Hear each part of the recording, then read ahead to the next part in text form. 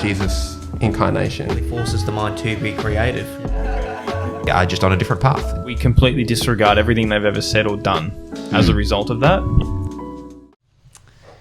Hey everybody, welcome back to another episode of Oz Table Talk. My name's Luke. I'm at the table with Ben, Dave, and Dr. Dan is back with us for another episode. Hello. Hello. So have you guys been enjoying the series so far? I have. Not fun. Yeah. Yeah, absolutely. Yeah, it's been really good, really informative. To be honest, I felt like it's been very personally helpful. Like, as in, I see some of the elements that the people have dealt with, and I think, I can relate to that, and so I can utilize that in my own experience. So I felt it was helpful. Right. I think Dave in one of the episodes mentioned that it makes Bible characters, or relatable. Yeah, it makes them grounded to where we are. Yeah, more human, because often we look at them in a very idolized way. And this kind of makes them, like you said, more relatable, more human, and because it's good to remember they were people just like us. That God took and did amazing things. Yeah, and I don't know that it's probably been a long time since I've thought this way, but I think it's certainly a popular thought in Christianity, and I mentioned this in an earlier episode, but that.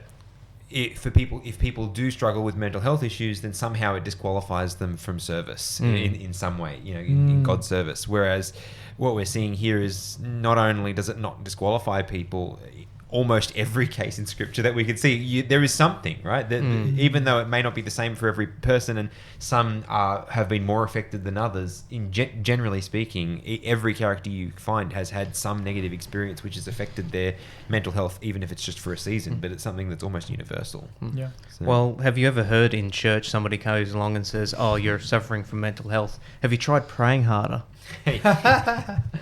Yeah. Sadly. Yeah. I mean, we don't say that for a broken leg, though. No. Have you tried walking on that? Praying's not harmful or anything. Not at all. In fact, it's quite beneficial, but it's not the only thing you should be doing. I mean, like you said, if you broke your leg, you would go to a hospital and get somebody to see to it. Yeah. Why shouldn't we do the same things when we suffer from mental illness? Yeah. True. So we've sold. like we've got to preach it to you. So for those who don't know, Dan obviously is a psychologist. That's sort of the premise of the series that we've been working on, and he's shared a bit about his story in previous episodes.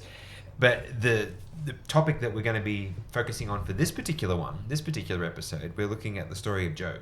So. And I'm keen to look at this because I think a lot of people, I was saying before we started recording, I think a lot of people relate to Job's story. And so I think it'll be a very relatable conversation for a lot of people. So, where do we start? Can I just say something that just caught my attention because I'll forget.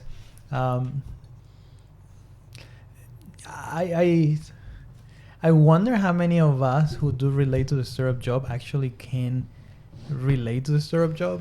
In terms of, we feel like, poor me, but it's never on that scale, right? Not on that scale, and I don't know, this is just my personal experience, and it might sound a bit cruel, but it's my experience, so it is what it is. A lot of the times, my suffering comes from my own doing, and this is what makes Job's life storyline different. Right? When we are honest to ourselves, like, you have to be there. Yeah. And this guy is totally it takes away all the potential of possibilities, at least that I see in my life and in my suffering at large. So where do we start with Job? I guess we start at the beginning. So what do we know? What's the earliest thing we know about Job? He was a good guy. Yeah. I mean, it's not expressed directly, but we can infer from the text, or at least a lot of theologians have suggested that the time span that we're looking at here is in the patriarchal period. So we're contemporary to Abraham. It's in that field of time that we're working with. So it's very early, comparatively early in Earth's history. Yeah. Yep. But part of a different lineage, I guess you could say. Yeah. To that of Abraham. Yeah, Yeah, so he obviously, and I think that tells us a little bit about who he is. He is from the patriarchal era, and he was a patriarch himself. So for you to be a patriarch, you had to be a person of a renowned person. You had to be somebody with a name, with a status, with wealth. He was extremely wealthy. He was healthy. And that's an important element to know, I guess, because of the storyline. But above all things, and that's what I was talking about, do I relate to some of the things that he's going through? It gives me some hope, right? But the Bible describes him as a perfect guy. Yeah. That's a pretty high claim. Yep. It is indeed. A perfect guy in the sight of God. What do you think? I was just thinking maybe we could read the first 3 verses, which sort of summarize what you were just saying. Go ahead. There was a man in the land of Uz whose name was Job, and that man was blameless and upright, and one who feared God and shunned evil. 7 sons and 3 daughters were born to him, and his possessions were 7,000 sheep, 3,000 camels, 5,000 yoke of oxen, 500 female donkeys, and a very large household. So that this man was the greatest of all the people of the East. That's quite a CV, isn't it? That Job's got there. Yeah. Not only was he blameless and upright, feared God and shunned evil, but he was, as you said, extremely wealthy and well known in his area. Yeah, that on its own, different episode, no mental health, but it tells us that you can be good with God and be wealthy, as compared to Daniel, which I told you, I think God doesn't give me that extreme wealth because I probably got messed up. But he was faithful. Yes. He was like right spot on. Which tells you, and this is no criticism of you, but okay. it tells you about the character of the man, right? 100%. Because if you're the kind of person that can manage money wisely, you're a pretty decent kind of person, right? And not pervasive. Yeah. And I guess that will come into the picture here. But when you jump to verse 8 of the same chapter, when Satan and God are dialoguing, God describes him as, again, perfect. There is none on the earth, a perfect and a right man who fears God and avoids the evil. Yeah. So that's who he is. We don't know any more about him. We could argue, we could make up things. Like he had a good childhood and he was great parents, or we could say, he had such a bad thing and then he got a conversion experience and now he's with God. Who knows? Right. We don't know. And that's the interesting thing, because we know that everything is going for him. Yeah. And he's doing the right thing. Yeah. That's all we know.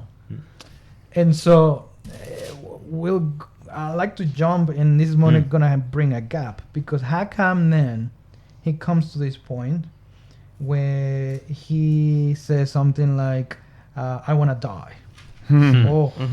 He says, why, this is in chapter 3 verse 11, says, why did I not from the womb, why did I not give out the ghost when I came out of the belly? Why did I have to go through all these 50, 60, I don't know how old he was, probably of age. Why did I not die from all these years of waste? Yeah. It would have been better if I hadn't been born, he says somewhere else. And yes, that's the point. He said it not just once. He said it at various times. So how do you go from that, like you're saying, how do you go from that level of security and everything going for you to the place where you're like, oh, I wish I didn't even exist? Yeah. So what's the story? I can tell you what the story is. You can diagnose.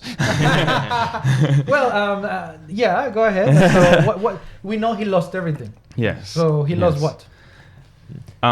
All of his temporal goods, right? All of his wealth. And on top of that, he lost his family. He lost his children and even the support of his wife in the end. Yeah. So, I was just going to say, and the worst thing was the messengers that told him with each loss, they had arrived before the last messenger had even finished speaking. One after another. It's not just a case of one, I get a chance to process. 2, 1, 2, 3, right after another, no chance to process.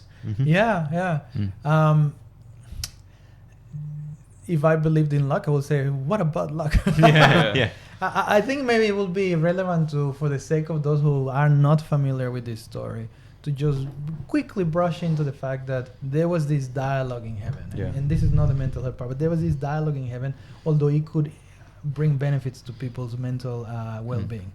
Where the devil is talking to God, he comes and he squeezes through in a meeting, a council, whatever you want to call it, a board meeting, and say, hey, there is my where are you coming from, Satan? Says God, and well, I'm coming from going around the earth. But the story goes in such a way that it's almost as if he's cocky. He's like, look, I have dominion over the earth, and everybody kind of like falls for me. And God says, and this is how we know the story might be like that. He says, have you considered this guy? And that's when he says he's perfect, he's righteous, he avoids evil. And he's like, but that's because he's got everything. Yeah. And then he takes everything from him. So that's an important thing to consider when we think about God. Because it is not God who is doing the evil. Right? That's just the spiritual aspect. But going back to what you were saying, Ben, you're right. I love how you said. You said he didn't have time to process what's going on, all the news, bad after the other. And an important part to remember, to be specific, for those who might not know the story fully, is he didn't lose his children to a family fallout. It's not an interpersonal relational issue. That's a different thing. It was death. All of a sudden, all the children are in this party, in this barbecue here in Australia, and all of a sudden, they're in the park, that big thing or whatever, it falls tree on falls them over and dies. onto the barbecue, and they're all gone. Every single one in line. Yeah. And the animals, the possessions, which in this case, the equivalent to all his Ferraris, all of his camels were gone, all of his horses were gone. I don't know, whatever he had. And his servants also kind of like died. Only I escaped to tell you. That brings something, the grief and loss. It's the key factor here. Grief and loss. Now, for Job, it was beyond grief and loss. I believe in the first episode that we released in this series with the life of David, I mentioned about trauma and PTSD. But I don't know if I mentioned the word PTSD, the syllables. Post-traumatic stress disorder. Actually, that is very significant in this case. Post-traumatic stress disorder is when something sudden happens, when somebody dies or has been threatened to die, either yourself or somebody who you loved. So these guys like, look, imagine the trauma. Everybody and everything died, but especially your children. For those of us who have here children, I think Luke and you, you guys don't have any. Okay, but you have family members. Even if you were family members, you say, hey, your mom, your dad, your uncle, your auntie, your aunt, everybody dies. Like, what? So it's a big shock to the system. There's something that happened. There is this release of these stress hormones, cortisol, adrenaline, at the very least. And it's not hard to imagine the impact that it will have on this guy. The amazing thing with Job is that he was a resilient man. And it sounds like he was okay. If you as okay as you're gonna get, I guess. Yeah. So he goes into obviously a period of mourning, but he is not. His faith remains the same. So that's amazing. It is incredible. And that's the reason why I was saying I don't know if my suffering can compare to Job. He was perfect, and then he goes through this, and he's like, even though you slay me, I will serve the Lord. And he is. Yeah. And so Satan comes back and said like the same storyline, and he said, okay, you consider my servant Job, and then what happens next? The only thing he had at this point was his health, and then Satan gets permission to take that from him as well. Yeah. It's like he's goading God, like baiting God further, isn't it? It's sort of like, well, you know what? He may not have rejected you right now, but that's only because he's still got his health, right? Give it time. Yeah, give it time. Let me have access, right? Yeah. I love how God, in his response, it says at the end of verse 3 of chapter 2, still he holds fast. This is after God has afflicted Job with the loss of his family and his goods. Still he holds fast to his integrity, although you incited me against him to destroy him without cause. Which is what you were saying there before, Dan. Like, when often in our lives when we experience trouble, it is incited with cause. And usually we are that cause. But with Job, it was without cause, and yet he responded with faithfulness, which is what you guys were just saying. But I love the way that's phrased there. 100%. And then so he's in this point when he's suffering. He's kind of like dying, but not dying. Just suffering. He's in agony, but not dying. You can understand wanting to die, right? In that scenario. And then his wife lifts him. He's like, hey, just curse God and die. Why are you still worshiping God? Makes no sense. And we do see elements of Job's faith being challenged in some level. And I think that's important to remember, right? It's not like he was just perfectly just fine. There's an element of a challenge to his faith. But before we see that, there's these guys who come, his friends. And I love this passage because they come well-intended. I mean, there's dialogues that go back and forth. But when I think about this aspect of who Job was, that tells us a little bit more about who Job was as well, which is in chapter 4, verse 3 and 4 and 5. But verse 3 says, look, you have instructed many, and you have strengthened the weak hands. Your words have upheld him who was falling, and you have strengthened the feeble knees. But now it's come upon you, and you are fainting, and it touches you, and you are troubled. So I don't know. I think I mentioned this when we were doing a bit of prep for this thing, but do you remember what I said? Like, in my mind, this brings a little bit more light on who Job was. He was a helping guy. And obviously, in my notes, and you see my Bible here, I put here in my margin, this is he was a psychologist. He was a counselor of some kind to the people. And he's like, you're helping the weary, you're helping the needful, you're helping the one who needs strength. But then they make a leap of logic, right? Right after that. Yeah. And what was that? Well, they say you've done all these good things, but now something bad's happening, and so therefore, that must mean that you've done something really bad, and God's punishing you for it. Yes. So there is this idea that, and I think that's potentially a cultural thing, and that culture kept on being through the time of the Jewish nation. When you look at it, sure. I mean, what are the three things that if you were not right with God, you didn't have the three main things? I mean, for you to be favored with God, you had to be a Jew, you had to be healthy and wealthy. If you were none of those, something is going on. You haven't made it there yet. And so Job was, but then maybe he must have sinned terribly to the point that this huge, massive thing came upon you. Yeah, I was just thinking the story of Jesus and the blind man. Who sinned, him or his parents? And that was the only option, right? Yeah, it was the only option. Somebody here had to have sinned, and like you're saying, Job's friends have come over and says, "Well, only evil people suffer. So, what have you done? Was it you?" Yeah. Can I just just jump back to what you were saying there, Dan? I think it's interesting to notice that. So you mentioned that this was, the Jewish nation. They thought that the people that are counseling Job here. I don't think we can say that they're Jewish. No, it's Eastern society. Yeah. So I think what we can draw from that is that this is a human problem to have this misunderstanding of who God is. Good job. And so that we then I guess assume our natural assumption, I guess you could say, is that if we're suffering, it must be our fault. Yeah, well, don't we still have that ideal today? Yes. I mean, in Christianity, you hear of the prosperity gospel. You go do things, God will make you wealthy. But if you do bad, then you're gonna suffer. You're gonna be poor. Right. Well, so, even though that isn't the case. I mean, how many wealthy people do we see who do great evil? Yeah. So if that is true, then what we can draw from that, I think, is that that's one way we can relate to Job's story, in that we have these same questions or these same misunderstandings that we need to work through, so that when we're suffering, how do we feel about God? How do we relate to God? Do we, like Job's friends, make it out that it's God who's causing us? I say Job's friends, even Job. You know, he believed at this time that this was God's doing, right? I mean, that was pretty explicit in chapter 2. Shall we indeed accept good from God, and shall we not accept adversity?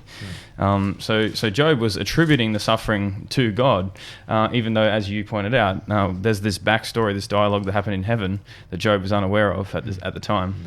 And yet it said there in that verse that Job didn't sin, even with that misunderstanding, didn't sin against God with his lips. Yeah. And even later on in chapter 13, in verse 15, it says, "Though he slay me, yet will I trust him." Speaking of Job's relationship to God, in his mind, God is still doing this. Yeah, he's doing this. Though he slay me, like even though God has taken absolutely everything from me, I'm going to trust him anyway. That's which is amazing. You know, it tells us what sin really is, because I agree, he didn't sin by thinking this about God, but that was a big misunderstanding of who God was. It goes against everything that God is, and so I like that perspective of, even though he was doing that, he wasn't sinning. So he wasn't breaking he wasn't being disobedient to God. And yet we know that was part of his struggle as well. Right. And God eventually shows up. We'll come back to that in a little bit, to try and set him right. Yeah. Try and fix this. Free him, you could say. Yeah, to try and challenge this cognitive distortion that he's having. This idea of who God is, perhaps in some ways, or the rights that God might have to do it. And this is an interesting thing. Would you, and I think I've listened to an episode when you guys talked about this, but would you still serve God if God wasn't who he is? Right? And in my mind, I don't remember what you guys concluded. Different people, different opinions. My opinion is that if he is God, the only one and only, it will make sense to serve him even if he were wicked, because by definition, God is God. You can choose not to, but that's to your demise. Obviously, it will not be pleasant. The experience will be detrimental, and our mental health will be in the drain. Because who likes to serve a tyrant God? Nobody. But anyhow, I'd like to come back a little bit to this idea of he was a counselor, because if anybody is listening to this who is a counselor or a psychologist, his friends, we have to remember, his friends had good intention. And so they come to give him counsel, and it's very hopeful at the first glance. Do your friends sometimes come to give you counsel? You guys, I'm waiting for. I hope we do a better job. No, absolutely, and that's what true friends are there for. So there's two things. One thing is, let's put him in the light of he being the psychologist, right? And the friend is saying, hey, now it's your turn. And I just want to think, how many of us, even you don't have to have a professional title, how many of us, we have positions where God has blessed us and appointed us and given us responsibility to counsel people, to bless people, to encourage people, as parents to our children, to our family members even. And so sometimes we need to be on the other receiving side. And that is an important thing. This is not a criticism to the system, and I hope that whoever listens to this in Australia doesn't feel that I'm criticizing the profession, but I can think of a system whereby we as professionals, this is talking now to the professional people here, we receive some elements of guidance before we go out to help people. And I remember, when I was doing my undergrad training in Mexico, it was recommended, not compulsory, for you to go and have therapy before you give therapy. Right? And in the US, where I studied my doctorate, then you had to have it was compulsory. You had to have a certain amount of sessions giving therapy. And it's very humbling to be there on the other side, like, I don't even know what I'm going to talk about. Like, I'm all right? And it's mind-blowing. You're sitting there like, well, I'm here because I was made to, but I feel that I'm okay. And in my case, I had to do it when I had already been practicing as a psychologist here, because it's a different system. And so I was like, it was humbling, and I found it quite fruitful. Right. So I just want to think of people out there who, whatever position you might have, it doesn't have to be professional, but position of helping somebody, sometimes we need to receive counsel. Right. That's the one thing. Yeah, I think that's a really good point. Yeah. If you're a counselor, take some time every now and then to be on the receiving end. Yeah, absolutely. And the other part is, his friends, we already said, they came as well-meant people. The intentions were good. Yeah. And yet, Their advice wasn't. Well, yes, and their advice shows something. The empathy and their ability to be able to put. If your family all dies, do you really want to hear God is cursing you? No. What they did when I've left something out that, like, you know, a camera or something like that, and the kids like accidentally knock it on the floor or whatever, the very first thing Sarah does is say, well, you shouldn't have put it there.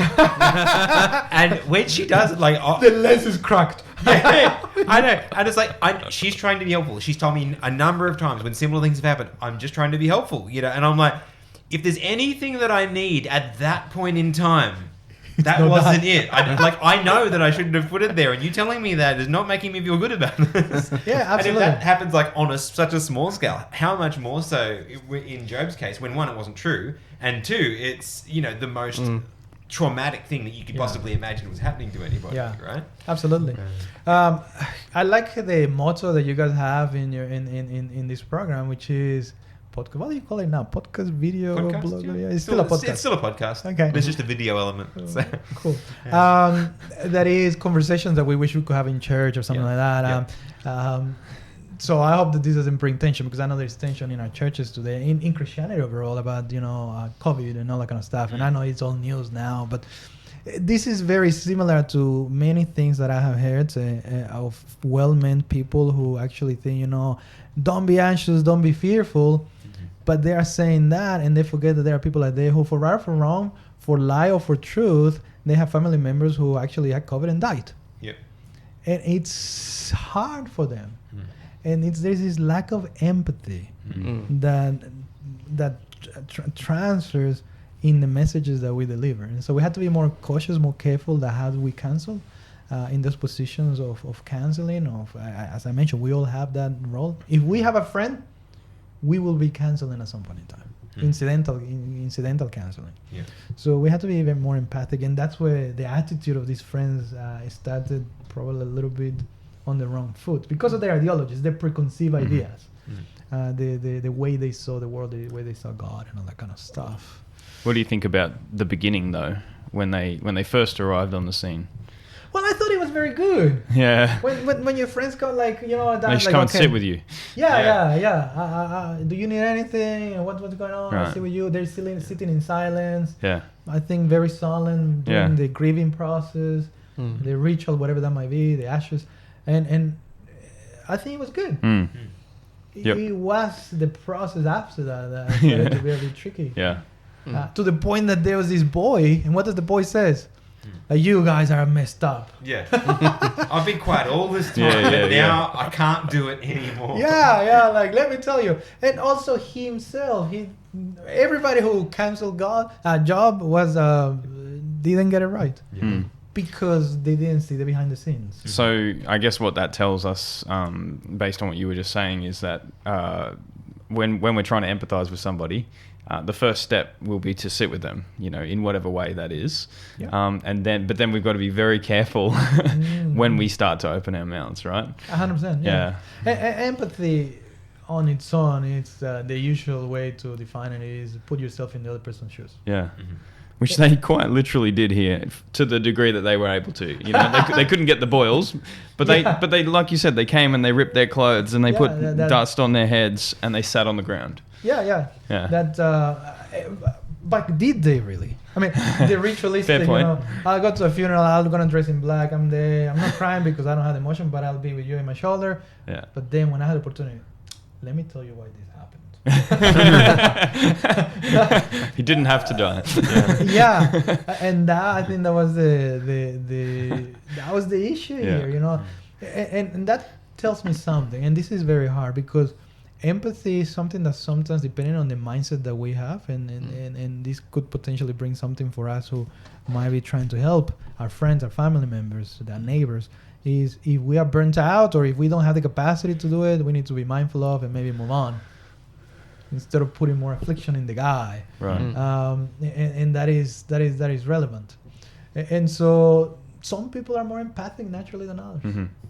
You don't have to feel it. Some people say like you have to feel it. Like sometimes like you don't feel it. Like I'm not the one there. I'm not the one who lost the person. But if I were to, I can imagine if my wife was to be gone or my children were to die. Like that would be horrible. And I can imagine how empty and how shocked and how traumatized I would be if all of my thousands of children died. How many he had? He had heaps. Well, I was going to say thousands. Wow. He had heaps. I don't remember how many. He had 10. Yeah. 10? Was it 10? Okay, there you go. Yeah. To Seven me, sons. that's thousands, man. Like 2 is like heaps. seven sons, 3 daughters. But yeah, Okay. two even feels a lot, I guess. And so, it's difficult. So we need to be mindful of our capacity and whether we have the ability to be able to, resonate with the suffering and try. We don't have to feel it. We can be there imagining, that would be really difficult. If I imagine that, that would be terrible. And when we deliver him whatever, like if they were to be saying, hey, imagine if that were to you and you're telling that you must be sinning because of whatever God. The problem is that because we're not in the emotional state of mind, we're like, well, yeah, if I'm doing that, you should tell me that I'm wrong with God. But it's easier said than done. Right. So I think this is a good example biblically that tells us that there is more behind the scenes, that we need to be more prudent, wise perhaps, to when we deliver the support we give to the people we care for. I was going to say, would you say it would have been better for them to sit there and actually listen to him instead of just offering their ill-informed advice? That's interesting. Yeah, absolutely, yes. I think if I remember well the story, the image is that everybody's silent until somebody breaks it, but it wasn't Job. Wasn't it? Or was it Job? I think it wasn't. I don't remember. No, it says in chapter 3, verse 1, after this Job opened his mouth and cursed the day of his birth. Yeah. So he did break the silence. Oh, okay. So they could, yes, 100%. So given the storyline, we should have studied that probably better. But given the story, yeah. So Job is talking like, well, listen to the guy. Yeah.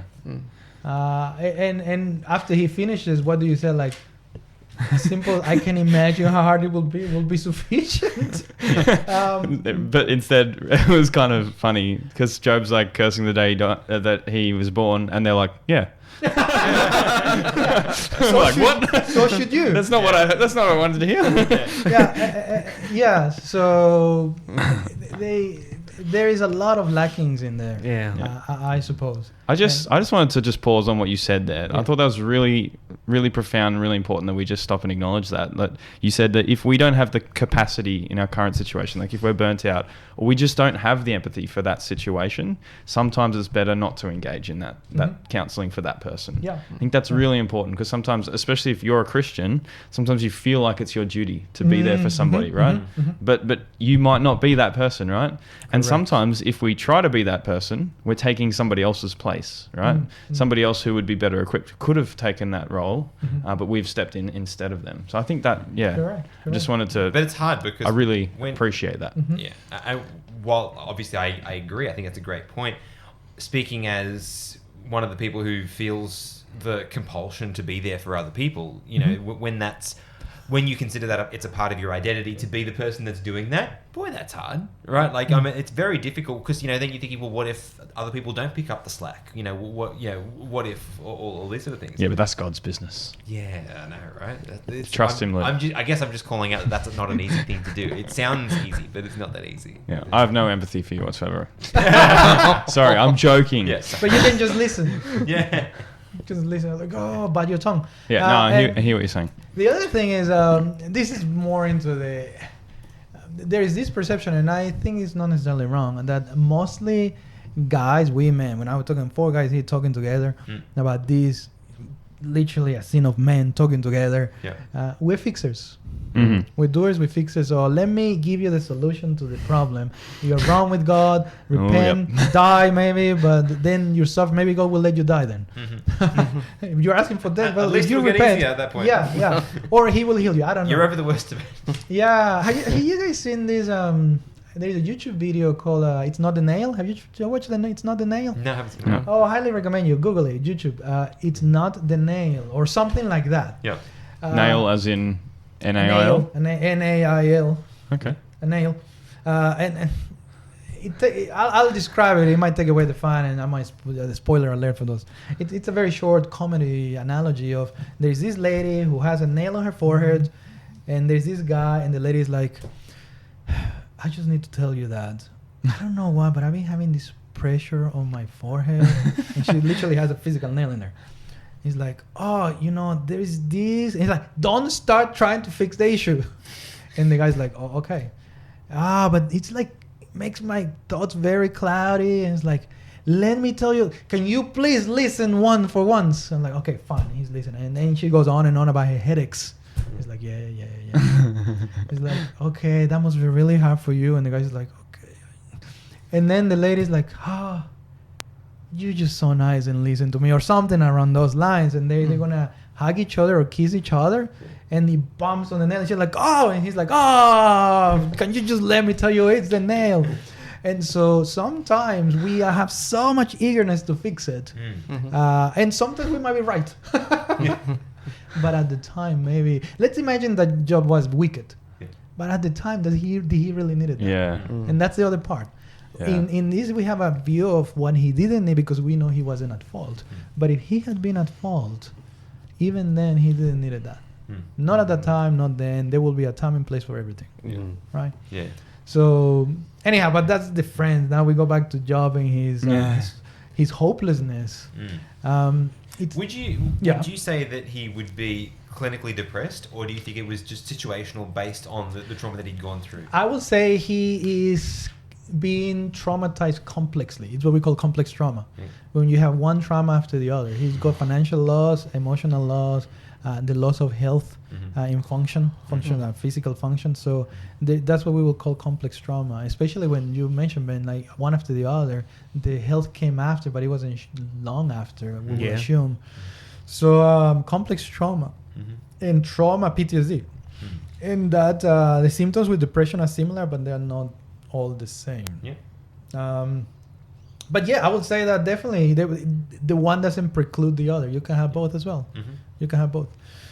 So he is definitely going through that process when he's hopeless and helpless. He's half hopeless in the sense that hopeless in the here and the now. This is not going to get any better, so please let me die. Kill me now, please, can you let me go?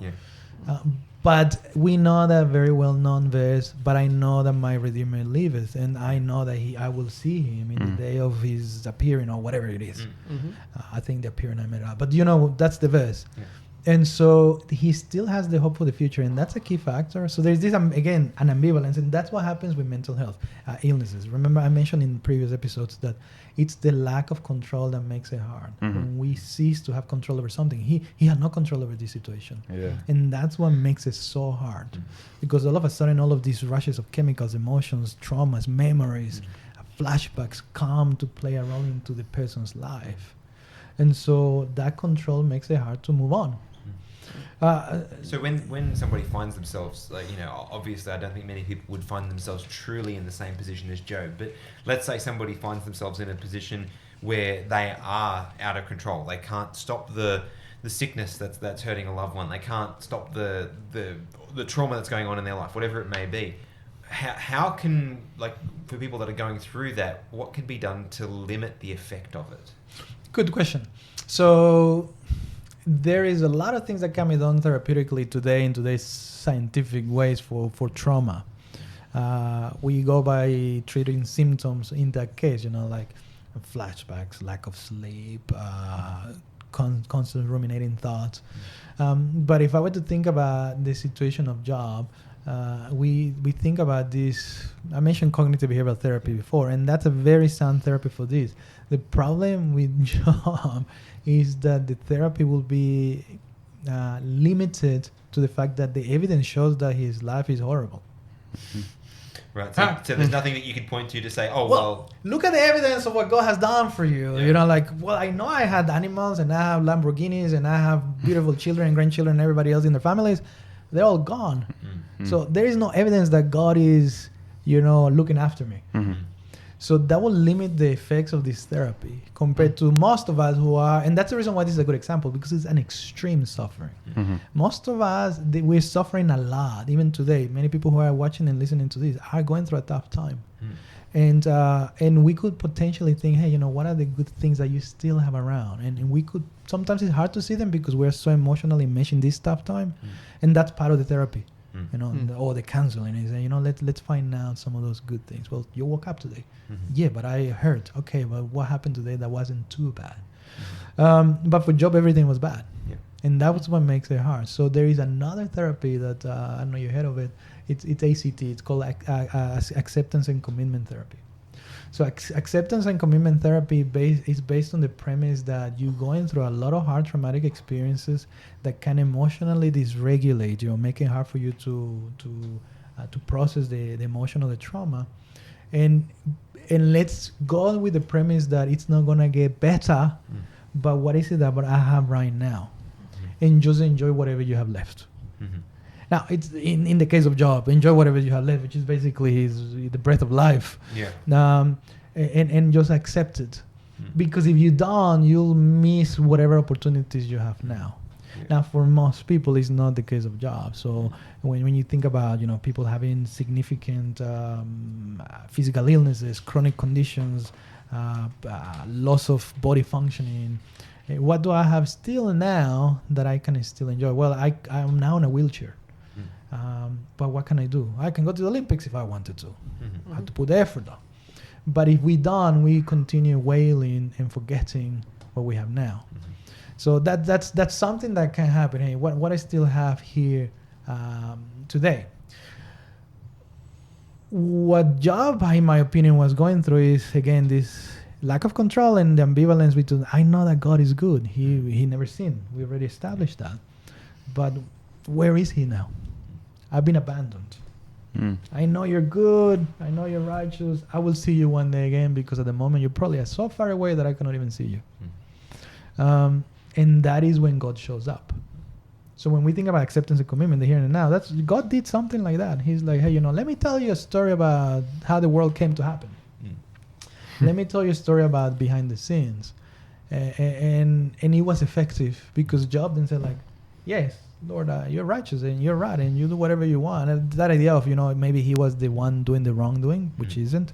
But even if you were, okay, it's your prerogative. If you were to do that, accept it rather than wailing and whinging and complaining. It sounds very unempathic, but obviously the therapy is delivered in a more gentle and kind way. But the premise is, hey, don't miss the here and now. Think about the future to something that could happen. And Job utilized that to say, hey, I know my Redeemer live, and I want to die now because I'll see him later on. That's the premise. It's what we call mindful living. And I know mindful living in some Christian circles might be a little bit of a weird term, but it is about filling your mind with what you have right now that can be promising. And in the case of Job, it could be, hey, the mighty God is still overseeing and controlling everything, even during your disease, because he put the stars, because he brought the angels, because he brought that monster, the Leviathan, or the big massive beast, whatever, everything else. And that was part of his therapy. It was a very interesting therapy, very cognitively minded, but it's a different one to the CBT thing. So somewhat of a related question, but at what point do you think, speaking in Job's case, let's say, at what point would it make sense if he was your patient? At what point would it make sense to seek treatment? Is it something like, when people are going through complex trauma, should he be letting the dust settle, or should he be working on it as soon as possible, or is it different for everyone? Seeing at what point he should be seeking help? Yeah. Well, point that his friends were not helpful. I think that's a very good question. I don't know how to answer that, in the sense of every situation is different. If I were to think of Job, the case at hand, a very clear indication, the moment that he thought, I want to die, it's probably a good time. Okay, yeah. But probably when he come to that point, it might have been a bit too late. That's when he opened his mouth after that silence, I think, that he had for a little while. So meanwhile, he was processing what's going on, thinking about it, maybe praying. I don't know what was going through his mind. But it is evident that he's just going in a down spiral. He's not feeling well. He's saying, okay, let's justify this. Let's justify this. Yeah. Like, no reason whatsoever. Yep. Just let me die. Yeah. You just give me a deadline instead of a lifeline. Yeah. It is difficult. Yeah. So this is the funny thing. You know how I mentioned that I was made to go to therapy because of my training and all that kind of stuff. Well, I didn't really think I needed therapy, but then even though I had to go and it was kind of like forced, then eventually I was like, well, I'm gonna do this. I better learn and I better be vulnerable. And I have fun, and obviously I'm here biased. But I found that even though at the time I didn't need any of such thing, I grew in many ways. I discovered things that I didn't reflect upon. Because that's the difference between a therapist or a psychotherapist versus a family-friendly chat. It's structured, it's systematic, it's intended to be able to dig a little bit more into the things that might be hurtful or that we tend to hold back. Because even with our friends, we don't tell them about everything, every single detail of the darkest secrets of our minds. Nobody does. But sometimes there is deliverance. It's not about confession. I'm talking about, go confess your sin to somebody. It's more about, hey, I've been afflicted by this and I didn't even know, or I knew, but I don't want to tell anybody. And I know you're not going to tell anybody else. Therefore, let me tell you, what do you think about it? And there's this freedom. Yeah. We tell God as well. You can tell God. There is something about relatedness. That takes place, and that's the reason why I emphasize that aspect of job. Hey, you've done it. People that come and they help you. They've been feeble, they've been sick, they've been physically. You counsel them, you strengthen their faith, and now it's your turn. Yeah, now it's your turn. So I hope that makes sense. Yeah, it makes sense does. in my Thank mind. you for answering the questions. So, any other thoughts? Any other questions? Well, anything else that you can think of? Oh, it's so complex. I feel like there's so many different avenues we could go down with Job's suffering. Maybe keeping it on the complex trauma track is probably a good one, though. Okay. So Luke asked the question, when would it be important to seek help? You've also answered, I guess in a sense, to whom should you go to seek help, and maybe some of the ways in which that help might come.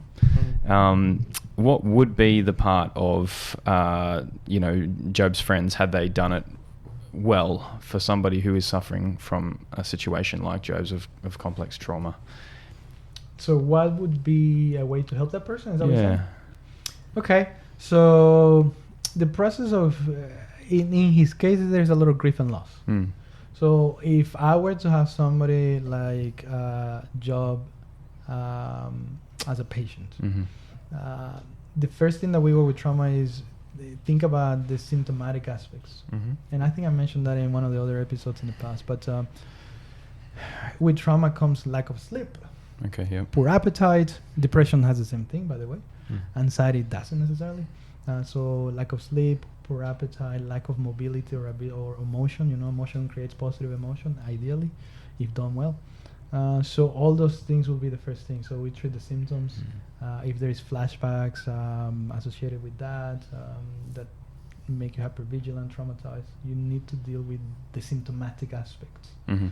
And there is different treatments. There is something called EMDR. I mean, some people find that controversial. We're not going to get into that here. It's one of those evidence-based therapies. And then there is CBT. And I mentioned ACT. But and when I say controversial, I mean, it's in Christianity. Really. What does it stand for? EMDR. Oh, good question. We all call it EMDR. Eye movement desensitization, something. Oh, yes. I've heard of that. Those psychologists who are listening to this or who know about this, I am sorry if I messed up that. I have been training it, so therefore we all know it's EMDR, and we know that it's a therapy proven clinically for trauma. Okay. Anyhow, moving on, CBT, it's the one that I practice, and there's something called trauma-focused CBT, and part of the story is repeating the story. Okay. Which is an interesting thing. Yeah. People he's re-traumatizing, but he helps. Yeah. Because you're desensitized to your storyline that has been, every time I remember, when that guy came and told me everybody's gone, and then he dropped it in front of me. Let's imagine. Like, it was so hard. Yeah. So let's talk about the story. And then that's when the therapy comes. That's when the profession plays a role. Because it's a different, you're telling the story. What if, for example, some of the things that could happen when you retell a traumatic story is dissociation, when you lost yourself. You are not there anymore. You're present, but you're not present. And it's not a spiritual thing. It's actually something that happens in the brain. What do you do if your friend does that? Yeah. That's when the therapists come. What if they break down into tears and it looks like cathartic? Oh, they're crying. That's good. They're releasing everything, but they don't stop. Mm-hmm. And like, what do I do now? Yeah. What if they hyperventilate? They have a full-on panic attack and doesn't stop. So all those things. So there's techniques to bring you back from that state of emotion, rush, and chemicals. So that's where therapy plays a role. So, but telling the story is part of it. And then grief and loss. There's stages of grief and loss. And the first thing to know is what the stages look like. Mm-hmm. It brings a little bit of that back of that control. So for example, one of the first stages is unbelief. Like when the servant comes, I truly can imagine yourself like, nah, no, I cannot happen like that. Like everybody, come on, seriously? So it's a shock. So shock plays a role, and then denial. That's like, no. And then there is this idea of maybe some people get into bargaining or acceptance and bargaining, where they say like, okay, God, I give my life and you bring them back. And then there is guilt that people feel. And by the way, these stages don't have to be sequential. Yes. You know, some people jump from one or the other, but they're like, nah, if it's not going to happen like that, I'm going to be angry with God. I'm going to be angry with the world. I'm going to be angry with everybody. Or guilt. If I only send that text message, they wouldn't have driven, and then they wouldn't have crashed. Or they died last night, and I knew that I had to go and visit them in hospital because I knew that they were so sick. Why didn't I go? And then they called me in the morning. They were gone in the middle of the night. So we start feeling guilty, and then there is anger. And then once we accept, okay, they're gone, that's when we kind of start working through, what are you going to do now? Two streams. There is many options, but there is two main streams. Resentment with something, which is funny because it cycles back to that anger, or forgiveness.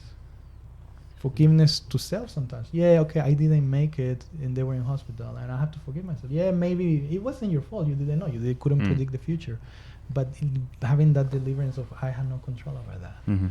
Or I don't want to say this, but I'll say it just for the sake of whatever that means. But forgiving God, there's no such a thing. But I know so what like, you mean. hey, yeah, so like letting him off the hook for something. yeah, like God, like maybe returning back to what God did, which is remembering who He truly is. Will help. Like, you know, it's not you. I know it's not you. It's the devil. Yeah. Which is funny. You know, every time something bad happens, it's like God. Yeah, blame God. Yeah, and what about the devil? Anyhow, so so for anger, resentment, or forgiveness, that's the process of grief and loss, and that's also the same process that goes in relationships. There are fallout relationships, which is not what's happening here. Although it could happen with his wife. His wife, they will be like, do I forgive this woman, or do I just keep on grudging because, you know, she was nasty? So yeah, that's the process. It's at large. That's what I personally will do as a therapist, and there is more to that, but that's so as a friend who's not necessarily a therapist, are you saying then awareness of that process of grief and loss it helps is helpful, and then maybe sort of trying to like make your own assessment of where they might be, and then trying to be empathic at that stage? Yeah, I mean, recognizing that, you know, sometimes your friend pushing you back, they don't want to see you, is part of that process of shock, isolation, anger, resentment, depression, sadness. Being available, it's probably a key factor, you know, knowing that it's not targeted. Is there any benefit to pushing back against that? Sometimes I have found it depends on the person, but sometimes, for example, with depression, you know, one of the things of depression is for some people, if it's extremely severe, not lack of self-care, you know, not sleeping well or sleeping too much, being in bed, closing the windows, not exercising, not eating, not showering even. And so sometimes it's like, okay, this is enough. Come on, let's get out of here. And sometimes it's beneficial, and it depends on who it is, depends on how I take it. I have found in my practice that a lot of the times, some of the things that we recommend in terms of homework, because every therapy, in my opinion, should have homework of what are you going to do after you leave this room. Sometimes it's, I hate to use this, but I'll do it for the sake of this, common sense, because a lot of people use the common sense word. And the reason why I hate that is because common sense for me is not the same as yours. So my common sense as a Mexican could be different to yours as a full-on Australian or English or Scottish or whatever you want to be. Or whatever you are, maybe.